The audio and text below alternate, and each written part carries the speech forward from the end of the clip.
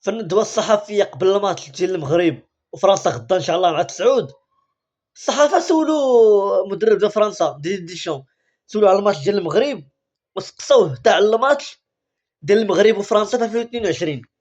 قال لهم الماتش ديال فرنسا والمغرب في 2022 اخر ماتش كان فيه مبزرة تحكيمية والحكم ظلم المغرب. هو باش جاوبهم قال لهم لا يوجد اخطاء يرتكبها الحكام، اما الاخطاء فيرتكبها اللاعبين. شافك يا بنت المرضي، لا يوجد اخطاء يرتكبها الحكام والاخطاء يرتكبها اللاعبون. شوفك دابا انت مع هذا.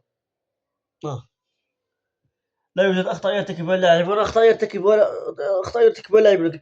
الحكم ما غلطش ذاك الماتش، قالك الحكم ما غلطش. اما باش زاد كملها وجملها اش قال لهم؟ قال لهم كان من الممكن احتساب ركلة جزاء لكن الحكم لم ينتبه. ها انتم، كان من الامكان يمكن احتساب ركلة جزاء، لكن بما انها لم تحتسب فلا يمكن العودة اليها والعودة الى الوراء والتحكيم في بعض المجريات.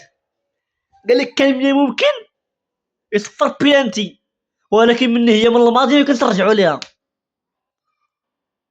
يا ربي السلامة وصافي. الماتش غدا ان شاء الله مع تسعود. انا اعوذ بالله ما قلت، انا ما خايفش من فرنسا، انا خايف من حاجه وحده، هو التحكيم. انا اعوذ بالله ما قلت، انا فرنسا ما خلعانيش، فرنسا كاع ما خلعاني فرنسا، انا راه التحكيم اللي خلعني. وشفتوا البارح توقع مصر وباذن الله مربوحه.